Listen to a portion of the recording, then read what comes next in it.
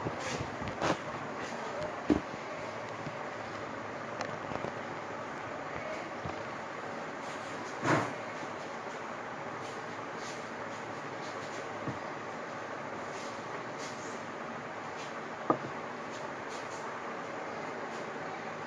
শিক্ষার্থী, আশা করি তোমরা সবাই সুস্থ ও কোভিড-19 সম্পর্কে সচেতন আছো। সেন্ট জেভিয়ার স্কুল কর্তৃক আয়োজিত অনলাইন ক্লাসে আমি এখন তোমাদের সাথে আছি, কমলেশ মণ্ডল। আজকে নবম ও দশম শ্রেণীর বিজ্ঞান ক্লাস হবে।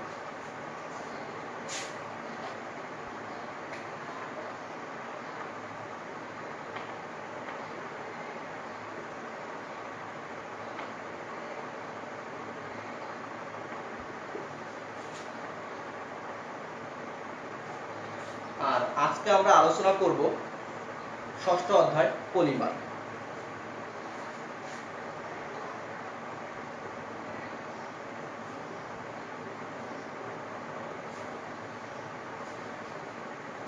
আমরা দৈনন্দিন অনেক জিনিসই ব্যবহার করি, তার মধ্যে যেমন আছে মেলামাইনের থালা বাসন, বৈদ্যুতিক সুইচ বোর্ড, তারপরে তোমার কার্পেট,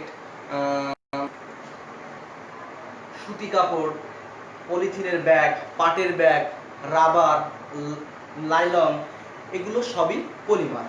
এখন পলিমার কি? আমরা শুধু জানলাম যে এই জিনিসগুলো পলিমার, কিন্তু পলিমার কি এটা সম্পর্কে জানতে হলে আমাদের আরেকটু বিস্তারিত আলোচনা করতে হবে। পলিমার হচ্ছে দুটি গ্রিক শব্দ সমন্বয়ে গঠিত। এই দুটি গ্রিক শব্দ হচ্ছে পলি ও মেরস। এখন পলি ও মেরস এই দুটি গ্রিক শব্দ সমন্বয়ে গঠিত হয়েছে পলিমার। তাহলে পলি অর্থ অনেক বা বহু সংখ্যক আমরা বলতে পারি, আর মেরস অর্থাৎ মেরস শব্দের অর্থ হচ্ছে অংশ। এখান থেকে আমরা বলতে পারি পলিমার, এই দুটো শব্দের অর্থ একত্রিত করে আমরা বলতে পারি পলিমার হচ্ছে অনেকগুলো বহু সংখ্যক একই ধরনের ক্ষুদ্র ক্ষুদ্র অংশের সমন্বয়ে গঠিত যে বৃহৎ জিনিস, সেটা হচ্ছে পলিমার।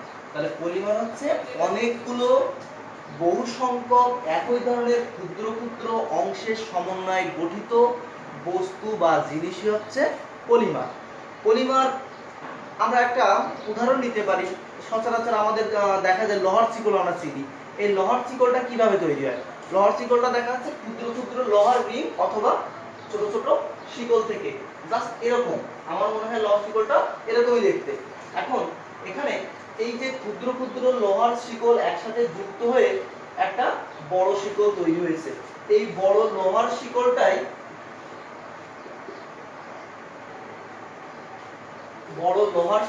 হচ্ছে পলিমার। এখানে এই বড় লোহার শিকলটা আমরা পলিমার বলতে পারি। আবার মনে করো অনেকগুলো ইট যুক্ত হয়ে যে একটা ইটের দেওয়াল তৈরি হয়, তাই না? তাহলে আমরা এই ইটের দেওয়াল, অনেকগুলো ইট পরপর যুক্ত হয়ে একটা ইটের দেওয়াল তৈরি হতে পারে। তাহলে এই ইটের দেওয়ালকে আমরা পলিমার বলতে পারি। তাহলে পলিমার, যেহেতু পলিমারের সঙ্গে একটু আগে বলছি যে অনেকগুলো ছোট ছোট অংশ একত্রে যুক্ত হয়ে যে বৃহৎ অংশ বা বড় জিনিস তৈরি হয়, সেটা হচ্ছে পলিমার। তাহলে আমরা এই দুটো উদাহরণ কি পলিমার হিসেবে আপাতত ভাবতে পারি না? ইটের দেওয়াল, কারণ ইট, অনেকগুলো ইট একসাথে যুক্ত হয়ে একটা ইটের দেওয়াল তৈরি হয়। অনেকগুলো লোহার রিং বা লোহার ছোট ছোট শিকল যুক্ত হয়ে একটা বড় শিকল তৈরি হয়। তাহলে এগুলো পলিমার হিসেবে আমরা বলতে পারি সাধারণ অর্থে। এবার রসায়ন বিজ্ঞানে পলিমার বলতে বুঝিয়েছে যে অনেকগুলো ছোট ছোট অণু পরস্পর যুক্ত হয়ে পলিমার তৈরি হয়। আর এই ছোট অণু মানে যে অণুগুলো বা যে ছোট অংশ দ্বারা পলিমার তৈরি হয়, সেই সকল ছোট অংশকে বলা হয় মনোমার। তাহলে মনোমার কাকে বলা হয়? পলিমার তৈরি করতে যে ছোট অংশগুলো যুক্ত হয়ে এই পলিমার তৈরি হয় ওই ছোট অংশকে বলা হয় মনোমার। তাহলে আমরা মনোমারের এই উদাহরণ থেকে আমরা মনোমার বের করতে পারি না? এই যে ছোট ছোট লোহার শিকল বা লোহার রিংকে আমরা কি বলবো? মনোমার। কারণ এই ছোট লোহার শিকলগুলো পরস্পর যুক্ত হয়ে একটা বড় লোহার শিকল তৈরি হয়েছে। তাহলে এটা এই ছোট লোহার শিকল মনোমার। একইভাবে অনেকগুলো ইট পরস্পর যুক্ত হয়ে একটা ইটের দেওয়াল তৈরি হয়েছে। তাহলে বড় ইটের দেওয়াল তৈরি করতে অংশগ্রহণ করছে কে? ছোট ছোট ইট। এই তাহলে আমরা সেই ইটগুলোকে কি বলবো? মনোমার। তাহলে পলিমার তৈরি করতে যে ছোট অণুগুলো বা ছোট অংশগুলো পরস্পর যুক্ত হয় সেই ছোট অংশগুলোকে বলা হয় মনোমার। এবার আমরা একটু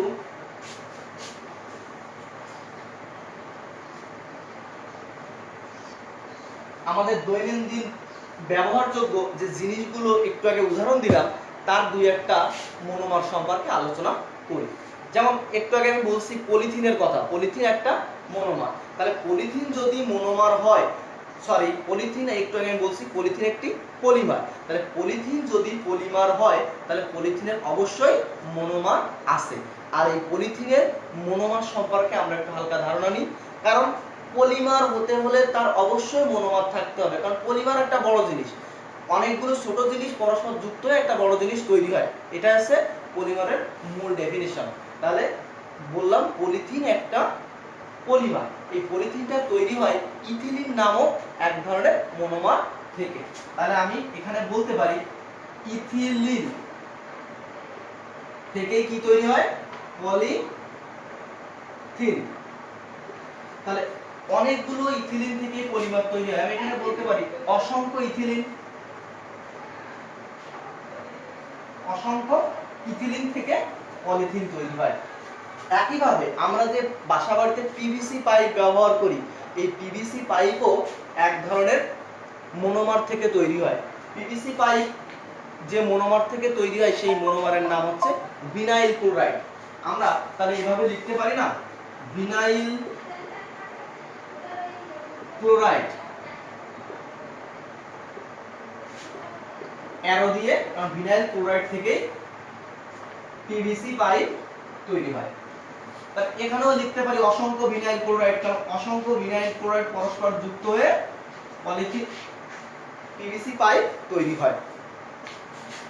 আমরা পিভিসি পাইপ তৈরি হওয়ার মনোমারটা দেখলাম, পলিথিন তৈরির মনোমারটা দেখলাম। তার মনোমার সম্পর্কে ধারণা পেলাম। কিন্তু এখনো পর্যন্ত আমরা এক ধরনের মনোমার নিয়ে আলোচনা করছি। কয় ধরনের মনোমার নিয়ে আলোচনা করছি? দেখো এখানে পলিথিন তৈরি হয়েছে শুধুমাত্র ইথিলিন নামক মনোমার থেকে। এখানে পিভিসি পাইপ তৈরি হয়েছে শুধুমাত্র ভিনাইল ক্লোরাইড নামক মনোমার থেকে। কিন্তু একটা যৌগ বা বস্তু বা তুমি যেটাই বলো জিনিস তৈরি হতে শুধুমাত্র যে এক ধরনের মনোমার দিয়ে তৈরি হয় তা কিন্তু নয়। এটা দুটা তিনটা মনোমার একসাথে যুক্ত হয়ে একটা বড় বস্তু বা পলিমার তৈরি হতে পারে।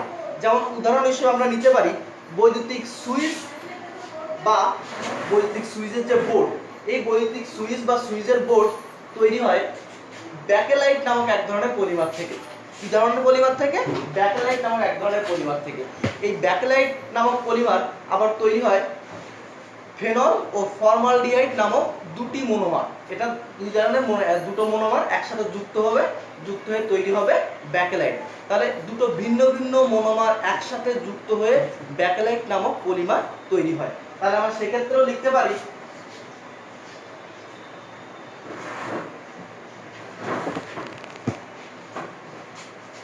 ফেনল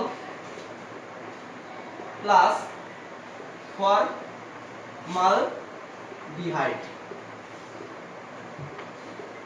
এই দুজন মিলেই তৈরি হয় ব্যাকেলাইট। এখানে আমরা লিখতে পারি অসংখ্য, লিখতে পারি অসংখ্য শব্দটা যোগ করতে পারি, কারণ অসংখ্য মনোমার নিয়েই তো আমাদের পলিমার তৈরি হয়।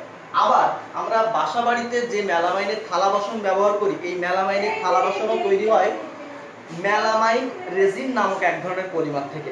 এই মেলামাইন রেজিন নামক যে পলিমারের কথাটা আমি বলছি এটাও দুই ধরনের মনোমার থেকে তৈরি হয়। দুই ধরনের মনোমার পরস্পর যুক্ত হয়ে এই মেলামাইন রেজিন নামক পলিমার তৈরি করে।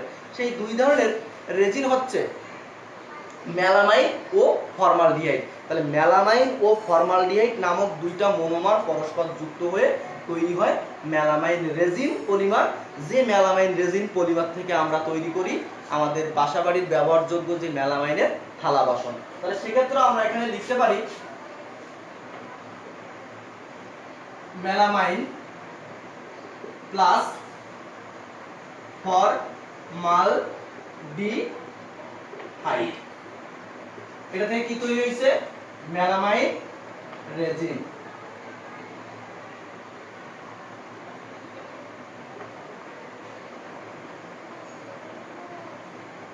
এখানে আমি অসংখ্য লিখে দিলাম, কারণ অসংখ্য মেলামাইন ও ফর্মালডিহাইড অণু পরস্পর যুক্ত হয়ে তৈরি হবে মেলামাইন রেজিন, যেটা থেকে আমরা কি তৈরি করব? মেলামাইনের থালা বাসন। এবার আমরা পলিমারের শ্রেণী বিভাগ নিয়ে একটু আলোচনা করি।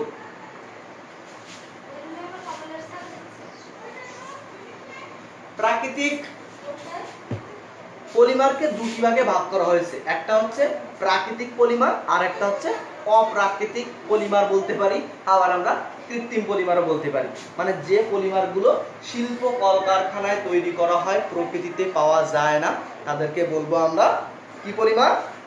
প্রাকৃতিক পলিমার। তাহলে এখান থেকে যদি আমি বলি প্রাকৃতিক দুটি ভাগে ভাগ করা হয়েছে, একটা প্রাকৃতিক পলিমার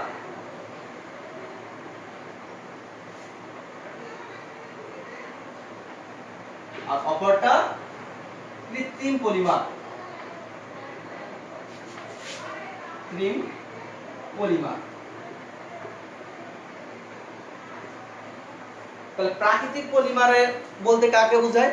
যে পলিমারগুলো প্রকৃতিতে পাওয়া যায়, আর যে পলিমারগুলো প্রকৃতিতে পাওয়া যায় না, শিল্প কলকারখানায় তৈরি করতে হয়, সেই পলিমারগুলোকে আমরা বলতে পারি কৃত্রিম পলিমার। মানে প্রাকৃতিক পলিমারের উদাহরণ হিসেবে আমরা কি কি নিতে পারি? প্রকৃতিতে আমরা পাই কি? পাট, যেটা আমরা শুরু থেকে যে ব্যবহারযোগ্য জিনিসের উদাহরণগুলো দিছিলাম, সেগুলো থেকে কে কে প্রকৃতির সাইডে আসছে আর কে কে কৃত্রিমের সাইডে আসছে তার দুই একটা উদাহরণ আমি বলি। যেমন পাট, পাট প্রাকৃতিক পলিমারের উদাহরণ। সিল্ক, সুতি, এগুলো প্রাকৃতিক পলিমারের উদাহরণ। আরেকটা জিনিস রাবার, এটাও প্রাকৃতিক পলিমারের উদাহরণ। আর কৃত্রিম পলিমার বলতে আমরা মেলামাইন, যেটা নিয়ে একটু আগে আলোচনা করলাম, resin, melamine resin, bakelite, PVC pipe, polythene, এগুলো কৃত্রিম পলিমার, কারণ এইগুলো শিল্প কলকারখানায় বা প্রাকৃতিক তৈরি করা হয় বা প্রকৃতিতে পাওয়া যায় না। এবার আমরা আলোচনা করব পলিমারকরণ প্রক্রিয়া। মানে পলিমারকরণ প্রক্রিয়াটা কেমন?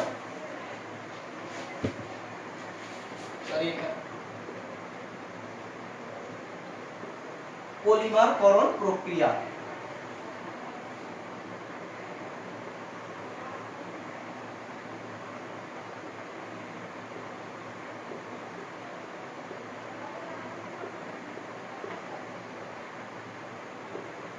পলিমারকরণ প্রক্রিয়া, এটা আমরা এই কথার সাথে মিল রেখে একটা কথা বলতে পারি। প্রক্রিয়া মানে পদ্ধতি, কোন একটা পদ্ধতিকে আমরা প্রক্রিয়া বলতে পারি। তাহলে পলিমারকরণ প্রক্রিয়া মানে পলিমার করার বা পলিমার তৈরি করার প্রক্রিয়াই পলিমারকরণ প্রক্রিয়া। সেটাকে আমরা একটু সাজায় বলতে পারি, যে প্রক্রিয়া বা মাধ্যমে আমরা মনোমার থেকে পলিমার তৈরি করতে পারি, সেই প্রক্রিয়াকে আমরা বলবো পলিমারকরণ প্রক্রিয়া। এই পলিমারকরণ প্রক্রিয়ায় সাধারণত উচ্চ চাপ ও তাপমাত্রার প্রয়োজন হয়। উচ্চ চাপ ও তাপমাত্রার প্রয়োজন হয়। যেমন আমরা যদি এখানে বলতে পারি দুটি মনোমার, শুধুমাত্র দুটি মনোমার যদি পরস্পরের সাথে যুক্ত হয়, তাহলে সেক্ষেত্রে আমরা কিভাবে লিখতে পারি? মনে করো একটি মনোমার যোগ আরেকটি মনোমার, তাহলে দুটো মনোমার পরস্পর যুক্ত আমরা যে বস্তুটা তৈরি হবে সেটাকে আমরা কিভাবে লিখতে পারি? সেটাকে আমরা এভাবে লিখতে পারি যে মনোমার একদিন দিয়ে মনোমা, অথবা আমরা লিখতে পারি মনোমার দিয়ে ব্র্যাকেট দিয়ে নিচে 2। কেন 2 দিলাম? এখানে একটা একটা করে দুইটা, কয়টা মনোমার যুক্ত হয়েছে? দুইটা, তাই এখানে নিচে আমরা 2 দিলাম। একইভাবে যদি তিনটা মনোমার পরস্পর যুক্ত হয়, একটি মনোমার যোগ আরেকটি মনোমার যোগ আরেকটি মনোমার, আমরা এখানেও লিখতে পারি এই ব্র্যাকেট দিয়ে মনোমার আর নিচে 3। কেন এই 3 দিলাম? কারণ এখানে কয়টি মনোমার যুক্ত হয়েছে? তিনটি মনোমার। একইভাবে আমরা যদি কখনো চলে আসি n সংখ্যক মনোমারের ক্ষেত্রে আমরা কিভাবে লিখব? n সংখ্যক মনোমারের ক্ষেত্রে আমরা লিখতে পারি মনোমার যোগ মনোমার যোগ ডট ডট ডট, মানে অসংখ্যক মনোমারের কথা বলছি, যোগ মনোমার, অ্যারো দিয়ে আমরা ব্র্যাকেটে লিখতে পারি মনোমার। ওকে,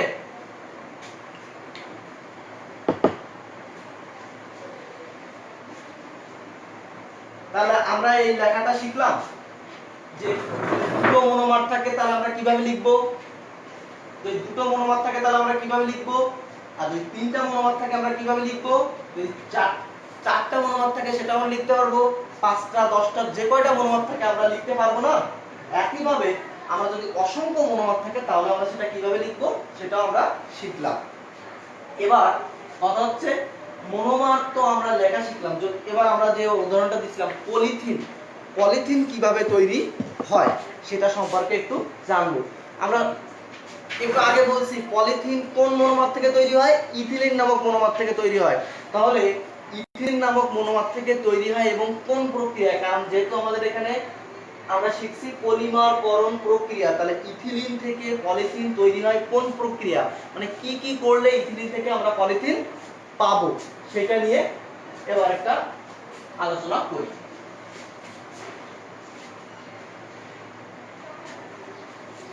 ইথিলিন নামক গ্যাসকে আমরা যদি 1000 থেকে 1200 বায়ুমণ্ডলীয় চাপে এবং 200 ডিগ্রি সেলসিয়াস তাপমাত্রায় উত্তপ্ত করি তাহলে ইথিলিন থেকে আমরা পলিথিন পাবো। তবে এই ক্ষেত্রে বিক্রিয়ার গতি যদি বাড়াতে চাই তাহলে আমরা প্রবাহক হিসেবে অক্সিজেন ব্যবহার করব। এবার কথা হচ্ছে প্রভাবক কি? প্রভাবক হচ্ছে যা বিক্রিয়ার গতি বৃদ্ধি ও হ্রাস করে। তাহলে আমি একটু আগে বলছি বিক্রিয়ার গতি যদি বাড়াতে চাই তাহলে আমি অক্সিজেন নেব, তাহলে একটু আগে বললাম বিক্রিয়ার গতি যদি বৃদ্ধি বা হ্রাস করি তাহলে আমি প্রভাবকের ভূমিকা আছে। তাহলে আমি সেই হিসেবে বিক্রিয়াটা এখন লিখি, ইথিলিন এখানে 1000 থেকে 1200 বায়ুমণ্ডলীয় চাপ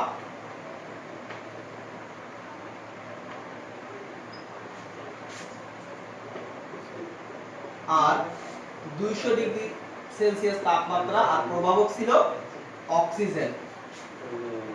অসংখ্য ইথিলিন, তাহলে আমরা অসংখ্যকে n দিয়ে প্রকাশ করতে পারি, তৈরি হবে কি পলিথিন।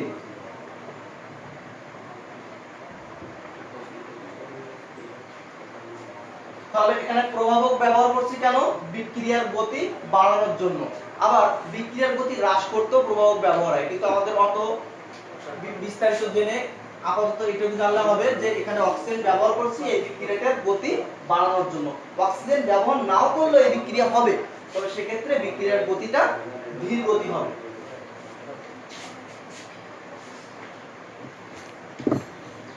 তবে এই প্রক্রিয়ায় একটু অসুবিধা আছে। অসুবিধা হচ্ছে 1000 থেকে 1200 বায়ুমণ্ডলীয় চাপ তৈরি করতে অনেক সহজসাধ্য এটা ব্যাপার নয়। এ কারণে বর্তমান এই প্রক্রিয়াটা জনপ্রিয়তা দিন দিন হ্রাস পায়। এই প্রক্রিয়ার পরিবর্তে আমরা টাইটেনিয়াম ট্রাইক্লোরাইড প্রভাবকের উপস্থিতিতে সাধারণ বায়ুমণ্ডলীয় চাপে ইথিলিন থেকে খুব সহজে পলিথিন তৈরি করতে পারি। সেটা আমরা এখানে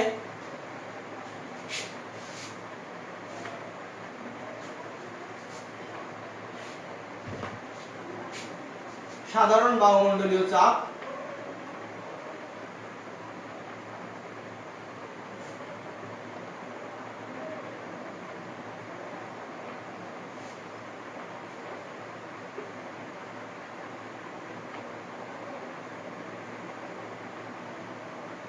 প্রভাবক কি?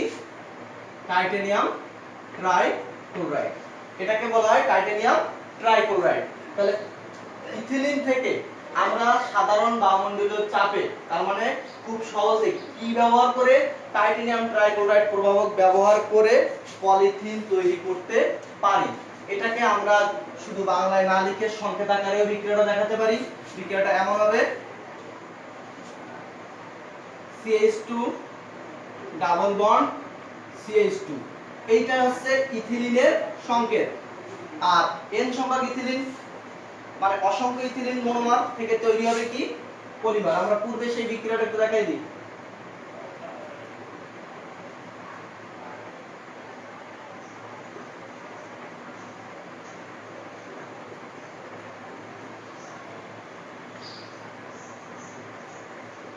অক্সিজেন প্রভাবক তৈরি হবে পলিথিন। এখানে যতগুলো মনোমার থাকবে আমরা ঠিক এখানে নিচে ততগুলো মনোমারের সংখ্যা উল্লেখ করব। এখানে আমাদের মনোমার আছে কতগুলো? n সংখ্যা, তাই এখানে নিচে n লিখে দিলাম। যেটা একটু আগে আমি দেখিয়েছি যে একটা মনোমার প্লাস একটা মনোমার, এই সাইডে লিখছিলাম মনোমার, নিচে লিখছিলাম 2। একটা মনোমার আরেকটা মনোমার মানে তিনটা মনোমার পরস্পর যুক্ত, এই সাইডে আমি লিখছিলাম একটু আগে তিনটা মনোমার, তাহলে নিচে 3। আশা করি আমরা মনোমার ও পলিমার সম্পর্কে একটা ভালো ধারণা পেলাম। ক্লাসে থাকার জন্য সবাইকে অসংখ্য ধন্যবাদ।